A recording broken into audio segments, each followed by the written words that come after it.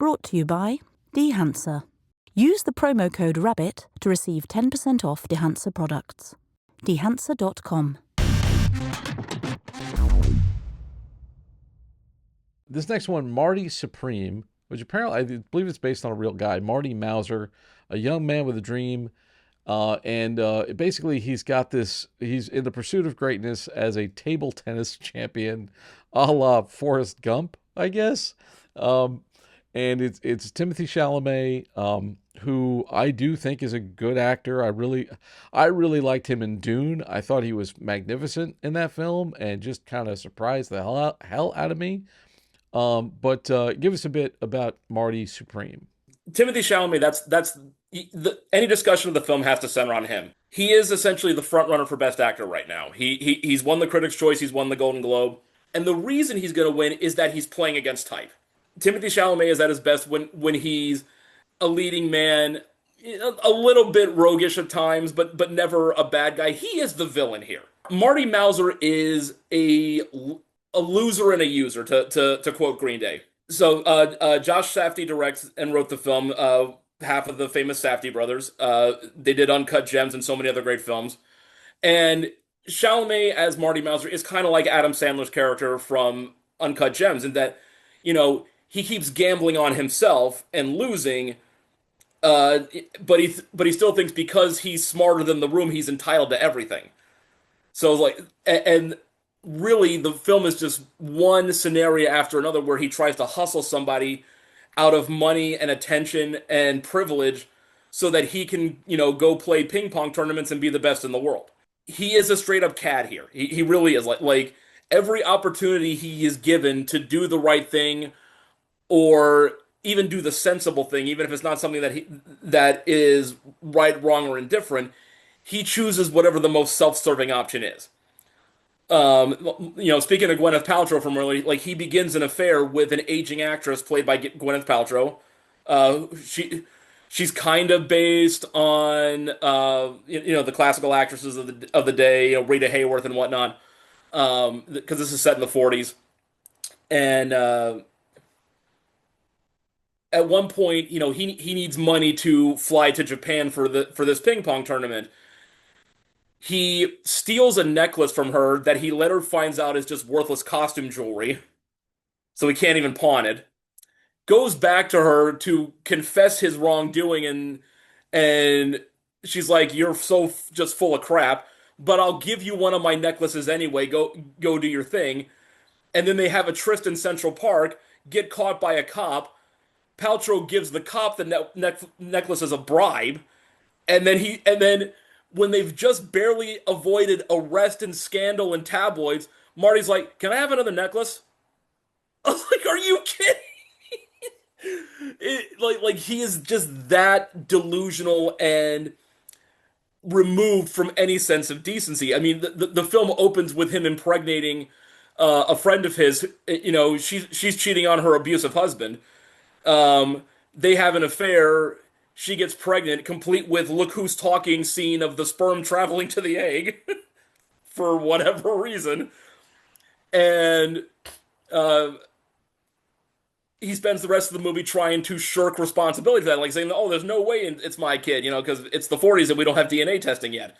So everything he does, he tries to just be the most selfish prick you could imagine. I mean, pardon my French, but he really is, and it's a good performance certainly. And this is why, again, he's the front runner. It's I wouldn't vote for him for Best Actor here because I think Best Actor is just so truly stacked this year. It's a murderer's row, but he's the favorite because this is not the character he has ever played. This is the closest he's been to being an out-and-out evil character. So he has a lot of fun with that. As far as the rest of the film, we have all these, intense ping pong sections, which you would think that it's a contradiction in terms, but Josh Safdie does film them as if they're epic displays of athleticism. The only problem is that all the tables have a single bar lamp light over it, and the rest of the room is dark. You can't see what you're doing. I was like, It's like you can't play ping pong in a dark room. It's like, but it's meant to have that like sports biopic epicness to it. It just doesn't really fit with a sport like table tennis, especially just from a practical standpoint. But and this is another one where it's nominated for casting, and you kind of wonder like, are they thinking in terms of just creative or stunt casting? Because a lot of the actors in this film are not actually actors. I mean, yes, you've got Chalamet, you've got Gwyneth Paltrow, you've got Pamela Adlin's daughter as his friend Rachel. Like this. This is there's some talent at the top certainly, but then you also have Tyler the Creator, the rapper, as his best friend. You have directors and filmmakers, playing extended cameos. Gwyneth Paltrow's husband in the film is played by Kevin O'Leary, Mr. Wonderful from Shark Tank. He has never acted before. This is his first role. And, of course, he's playing a rapacious businessman. So I was like, and I think he's there because Safdie wants to make sure that we can root for Marty in certain situations. So there has to be someone even more unlikable on screen next to him in those situations.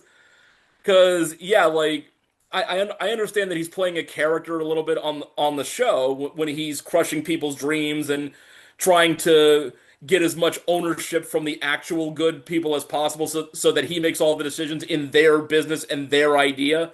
If you ever watch more than 2 episodes, he'll demand ownership of the patent for every invention that he likes. Like he is snaky as a businessman. And by extension, the audience thinks he's that way as a human being. So you see him in the film opposite our normally likable Timothee Chalamet. It's like, oh, so no, Marty can't be the villain. This guy's got to be the villain. But it's like, no, they're both villains. Just one's the protagonist and the other's the antagonist. There's a difference there. This is a good movie. I won't say it's not. I believe it's overrated though. Like I want to say it has something like, again, 9 nominations, and I think maybe it should have like 2. Like Chalamet for Best Actor, certainly I can see that. I think the cinematography is pretty strong as well. The actual way they coordinate and choreograph all these ping pong scenes, using actual players in the cast, using consultants, very limited CGI. Like you can actually see the exact moment where a real ball gets keyed out of the shot and a CGI ball comes in. If you look for it, you can see the exact frame where that transition happens. Just because they couldn't get that angle. So those sort of moves are very strong. And again, that's Josh Safdie, working with his brother for so long. They know what they're doing. And just like with Uncut Gems, like trying to find like the American dream in a deadbeat gambler, now they're finding one in a really usurious ping pong player who, again, is talented. They never question his abilities. And when we see him play, you see he has the skill.